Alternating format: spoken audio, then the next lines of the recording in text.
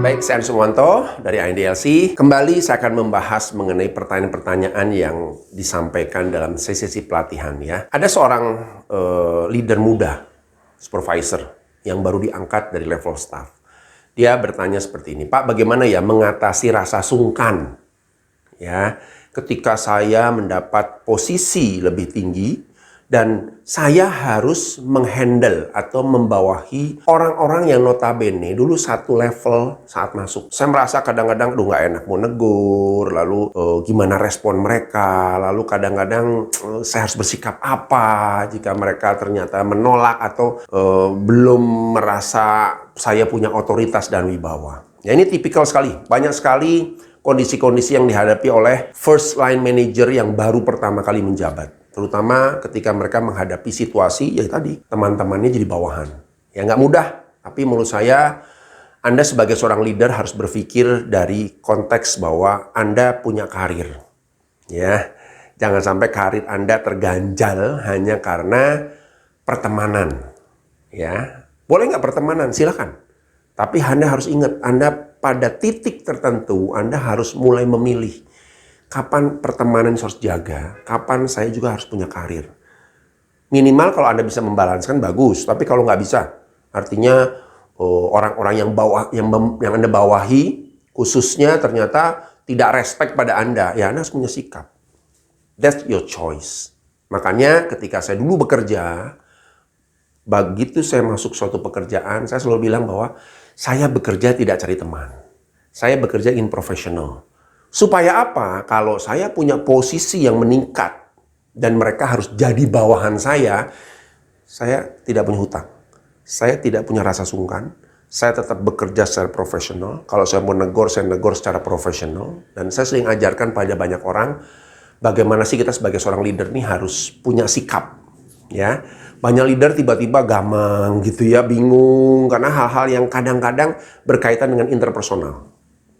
Ya, Anda harus belajar untuk sebagai leader itu punya prinsip, ya, punya ciri khas, gitu kan ya. Karena apa? Dengan begitu orang lebih menghargai Anda dibanding Anda bersembunyi di balik figur-figur yang ada karena Anda bingung dan takut harus bagaimana menampilkan diri, ya. Saya dulu berpikir bahwa menjadi leader itu kita harus populer. Salah. Itu pelajaran yang paling berharga bertahun-tahun yang lalu bahwa ketika Anda memutuskan untuk siap menjadi leader, Anda harus siap menjadi public enemy number one. Betul, public enemy number one. Apa itu? Anda akan banyak musuh. Dalam tanda kutip ya, musuh bukan berarti orang itu selalu negatif, belum tentu. Ya, tapi orang mulai jaga jarak, orang mulai melihat Anda ini sebagai orang yang akan jadi pertentangan, muncul pertentangan, perbedaan pendapat semakin kental dan lain sebagainya. Nah, disinilah sikap kita harus benar-benar ditunjukkan sebagai orang yang profesional. Ya, tapi artinya ketika Anda melawan arus, ya orang ke kiri, Anda ke kanan, karena Anda tahu ke kanan itu yang terbaik buat organisasi dan buat semua orang. Nah, mulai tuh orang-orang yang tidak searus dengan Anda mulai komplain, menanyakan, kenapa Anda putuskan seperti ini, kenapa Anda bersikap sebagai pimpinan. Nah, di sini ini tahapan paling kompleks dan rumit. Ya, banyak leader akhirnya menyerah karena mereka tidak kehilangan tingkat popularitas.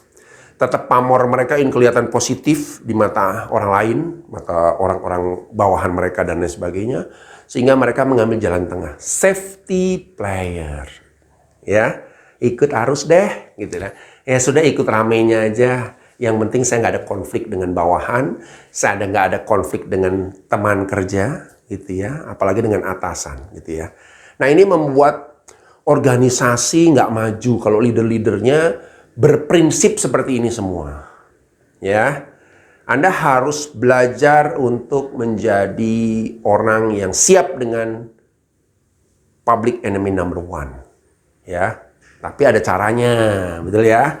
Kalau Anda konyol, artinya bodoh, saya melawan arus, pokoknya hajar bleh, ya salah Anda sendiri.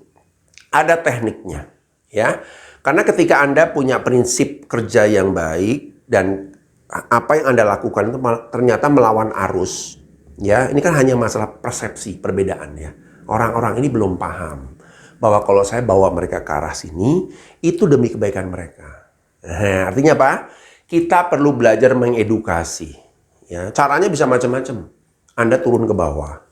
Anda ajak ngomong orang-orang tertentu, orang-orang yang mungkin sepakat dengan Anda dulu.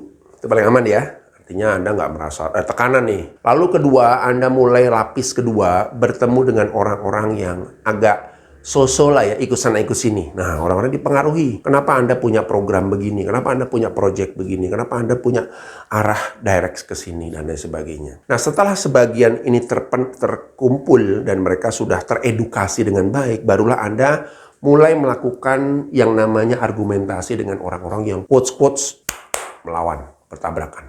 Nah, mulailah kita satu-satu, kita patahkan argumen mereka, ya, sehingga pada satu titik ketika orang-orang ini sudah sebagian besar sepakat dengan program Anda nggak lagi kesulitan, ya. Tapi jangan terus, ya sudah deh, karena semua pengen ke sana. Artinya Anda berprinsip bahwa kebenaran itu jumlah banyak, bukan itu, ya. Bukan berarti mayoritas itu benar, bukan begitu. Prinsipnya dalam organisasi, kalau Anda melakukan sesuatu yang benar, sekalipun itu melawan arus 99% yang berikutnya, Anda harus lihat kebaikan siapa ini. Oh, demi kebaikan orang banyak, Anda lakukan. Nah, itu kunci-kunci penting menjadi leader, ya. Jadi seorang leader itu nggak mudah. Lalu yang kedua, tadi dikatakan bahwa gimana sih supaya saya merasa. Prinsipnya simple, Pak. Bapak ini kan punya yang namanya tugas, tanggung jawab, dan otoritas. Ya, yang banyak kita tidak lakukan otoritas. Bagaimana otoritas itu dibangun melalui pertama kali adalah wibawa gitu, ya. Kalau Anda sudah menjadi seorang leader, berhenti gosip. Karena ketika Anda masuk kumpulan gosip, apalagi di level bawahan, ngomongin atasan, ngomongin perusahaan, mereka nggak melihat Anda punya wibawa. Ya, Anda nggak melihat sebagai orang yang punya prinsip. Ya, sama aja bos kita juga ngegosip.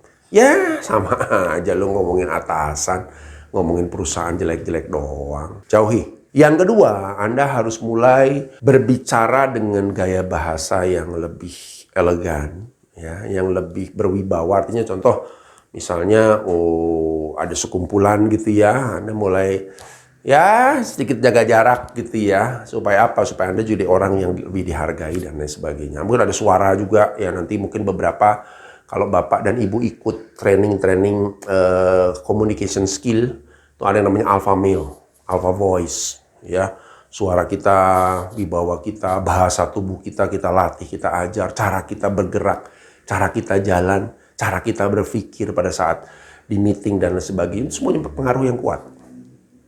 Ya. Jadi makanya jadi leader itu mungkin awal-awal Anda harus persiapkan semua ilmu-ilmu seperti ini Anda. Ya. Jadi proses ini yang seringkali saya ajarkan di program-program untuk mempersiapkan leader-leader di masa awal mereka. Karena problem pertama leader itu bukan soal pengetahuan. Kadang-kadang yang kita tarik dari bawah itu orang pintar, cerdas, smart. Tapi mereka nggak menguasai communication skill yang baik. Mereka nggak menguasai public speaking. Bagaimana berbicara di depan banyak orang. Bukan dalam arti pelatihan atau presentasi nggak. Tapi bagaimana menampilkan diri depan orang lain. Karena kalau Anda salah menampilkan, Anda juga bisa masalah. Gitu kan ya. Lalu juga bagaimana cara Anda menyelesaikan masalah. Ini juga menjadi tantangan. Banyak leader ketika ditanya bawahan, mereka bingung. Lalu bawahan akan berpikir, kok orang seperti ini jadi pimpinan saya? Masalah sepele aja yang saya sampaikan nggak bisa beliau selesaikan. Malah cenderung panik, marah-marah, dan membingungkan. Tapi kalau kita punya ketenangan, gitu ya, pelan-pelan kita identifikasi masalah, lalu kita gali masalahnya dari mana. Pakai data. Nah, itu terduplikasi pada mereka. Mereka lihat, wah atasan saya ini luar biasa nih. Ya, orangnya tenang, masalah cepat selesai, step by step, selalu ada solusi dan lain sebagainya. Nah, hal-hal seperti ini yang perlu kita ajarkan sejak dini. Kalau Bapak dan Ibu ingin agar leader-leader ini nanti siap menduduki posisi berjenjang sampai ke atas. Ya, ada banyak orang mengatakan begini, ini owner-owner perusahaan ya, Pak, saya ini punya manajer kayak karbitan, ya. Apakah benar ada manajer yang nggak siap ya di bawahan saya? Lalu saya coba teliti waktu itu di satu company. Saya lihat, oh iya Pak, Bapak punya 14 manajer. Saya boleh katakan 7 itu karbitan. mereka ini sebenarnya belum siap jadi manajer.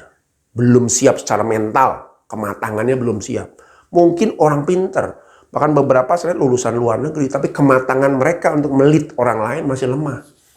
Mereka masih sibuk di kerja tuh sendiri. Ya, datang ke kantor pagi-pagi hanya sibuk ngurusin pekerjaannya, bawahan entah kemana, nanti siang marah-marah karena bawahan gak ada di tempat, lalu nanya bawahan kamu ngerjain apa, bawahan gak bisa jawab karena memang tidak ada arahan apa-apa. Nah, hal-hal ini blunder sekali di banyak perusahaan. Ya, jadi kunci paling penting adalah ketika mereka menduduki posisi leader pertama, itu fondasi leadernya harus kuat. Jadi mental mereka siap, nggak gamang, nggak takut, nggak ragu-ragu lagi, ya, siap menghadapi tantangan, menghadapi bawahan dan lain sebagainya. Dan yang paling penting bahwa mereka siap untuk menjadi orang yang punya prinsip. Sama dengan public enemy number one. Saya pernah mengalami bertahun-tahun lalu. Saya merasa happy aja karena akhirnya saya bisa membangun legacy di perusahaan itu dengan cara yang seperti itu. Ya, baik, ini sharing saya. Sampai jumpa.